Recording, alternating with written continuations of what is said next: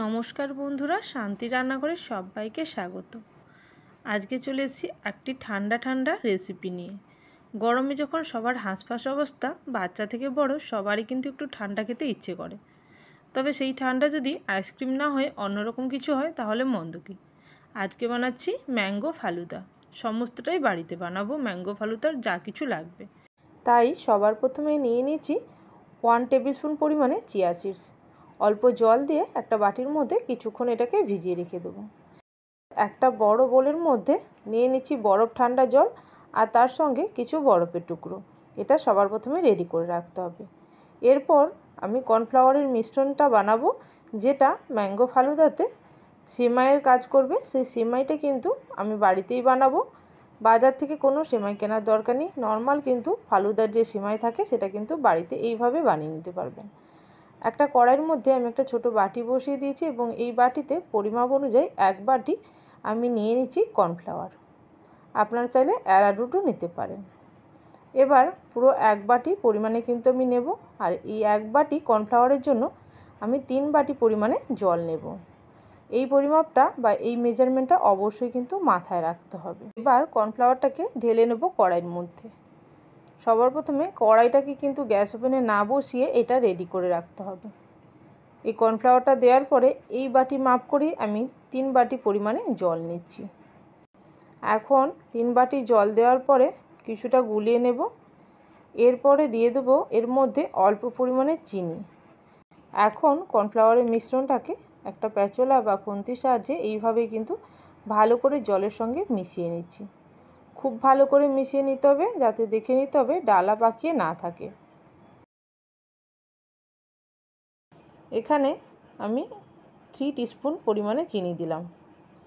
এবার আবারও চিনিটাকে ভালো করে মিশিয়ে নেব।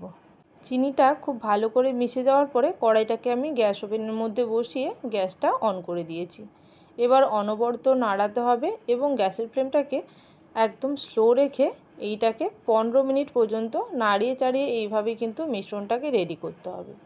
এখন দেখুন একটা দুধের মতন কালারে রেডি হয়েছে এই কর্নফ্লাওয়ারটা, তবে এখন কিন্তু একেবারে রেডি হয়নি। এরপরে যখন দেখবেন নাড়তে নাড়তে এই কালার যখন একদম ট্রান্সপারেন্ট হয়ে যাবে, জেলির মতন দেখতে হবে, সেই রকম কিন্তু রেডি করে নিতে হবে। অবশ্যই কিন্তু টাইম নিয়ে এটাকে রেডি করতে হবে। এরপরে এরকম একটা মেশিন নিয়ে নিচ্ছি, যেটা আমরা সাধারণত ঝুরি ভাজা বানাই। সেই মেশিনটা দিয়েই কিন্তু এটা বানিয়ে নিতে হবে। অনেকে এটা পলিথিনের মধ্যে দিয়ে বানান, তবে কিন্তু সেটা আনহেলদি হয়, কারণ এটা খুব গরম অবস্থাতেই বানাতে হয়। তাই যেহেতু খুবই গরম আছে, সেই জন্য একটা এরকম টিস্যু বা রুমাল দিয়ে এটাকে ভালো করে ধরে নিতে হবে। এরপর এই বরফ ঠান্ডা জলের মধ্যে এটাকে এইভাবে ঘুরিয়ে ঘুরিয়ে বানিয়ে নিতে হবে সেমাইয়ের মতন করে। দেখুন কতটা সরু সরু হচ্ছে, আর দেখতেও কিন্তু একেবারে সেমাইয়ের মতনই হচ্ছে। আর এইভাবে কিন্তু কয়েক সেকেন্ডের মধ্যে রেডি হয়ে যাবে ফালুদার এই সেমাই। এখন এইভাবে আমি ঘোরাতে থাকব। প্রথম ব্যাচের হয়ে গেলে আবারও দ্বিতীয় ব্যাচের জন্য কিছুটা ভরে নেব। তবে এটা গরম অবস্থাতেই করতে হবে। এটা যদি কোনো কারণে ঠান্ডা হয়ে যায় তাহলে কিন্তু এই সেমাইগুলো রেডি করা যাবে না। তাই আগে থেকেই বরফ জলটাকে রেডি করে রাখতে হবে। আর এই সেমাইটা কিন্তু বেশ কিছুটা টাইম নিয়ে বানিয়ে নিতে হবে, যতক্ষণ না পর্যন্ত ট্রান্সপারেন্ট হচ্ছে ততক্ষণ পর্যন্ত। না হলে কিন্তু জলে দেওয়ার পরে গুলে যাবে, আর এই সেমাই যে এরকম সরু সরু দেখতে হয়েছে সেটা কিন্তু হবে না। এখন এটাকে সাইডে রেখে দিয়ে আমি যেহেতু ম্যাঙ্গো ফালুদা বানাবো, সেই জন্য এখানে ম্যাঙ্গো কেটে নিচ্ছি। এখানে আমি 3 কাপ বা 3 বাটি ম্যাঙ্গো ফালুদা বানাবো, সেই জন্যই কিন্তু আমি এখানে 2টো আম নিয়ে নিয়েছি। একটা আমে আমি ম্যাঙ্গো পিউরি বানিয়ে নেব, আর একটা আম দিয়ে আমি গার্নিশিং করব। আপনারা যদি চান তাহলে ম্যাঙ্গো সিরাপও বাজার থেকে কিনে আনতে পারেন, সেক্ষেত্রে টেস্টটা আরও বেশি ভালো হবে। তবে আমি বাড়িতেই ম্যাঙ্গোটাকে পাল্প বানিয়ে নিচ্ছি, খানিকটা ম্যাঙ্গো সিরাপের মতনই কাজ করবে। এখন আমটাকে কেটে নিয়ে একটা মিক্সিং জারের মধ্যে দিয়ে দিলাম। পুরো আমটা দেওয়ার পরে এর মধ্যে আমি কিছুটা চিনি অ্যাড করব। প্রয়োজন মতন চিনি অ্যাড করে নিতে হবে, কারণ ম্যাঙ্গো সিরাপের যে মিষ্টি ভাব থাকে সেটা কিন্তু আমের মধ্যে অতটা মিষ্টি ভাব পাবেন না। সেই জন্য আমি এখানে চিনি নিয়ে নিচ্ছি বেশ কিছুটা পরিমাণে, অর্থাৎ আমি এখানে 3 টেবিল স্পুন মতন চিনি নিচ্ছি। আপনারা যদি বেশি মিষ্টি খেতে চান তাহলে চিনির পরিমাপটা আরেকটু বাড়িয়ে দিতে পারেন। এখন এটাকে বন্ধ করে তারপরে এটাকে গ্রাইন্ড করে এরকম একটা পেস্ট বানিয়ে নিলাম। আর এখানে কিছু ড্রাই ফ্রুট লাগবে গার্নিশিংয়ের জন্য, সেই জন্য এগুলো আমি কুচি করে নিয়েছি। আর একটা আম, সেটাও আমি কেটে নেব, এটা আমার লাগবে গার্নিশিংয়ের জন্য। সেই জন্য এই আমটাকে একদম ছোট ছোট কুচি করে কেটে নিতে হবে। আমি এখানে আমটাকে স্লাইস করে তারপর আমটাকে কুচি করছি। আপনার চাইলে পুরো আমটা ছাড়িয়ে নিয়ে তারপরে ছোট ছোট কুচি করে নিতে পারেন, তবে আমার এই পদ্ধতিতে সহজ মনে হয়, সেই জন্য কিন্তু আমি এইভাবে কুচি করে নিচ্ছি।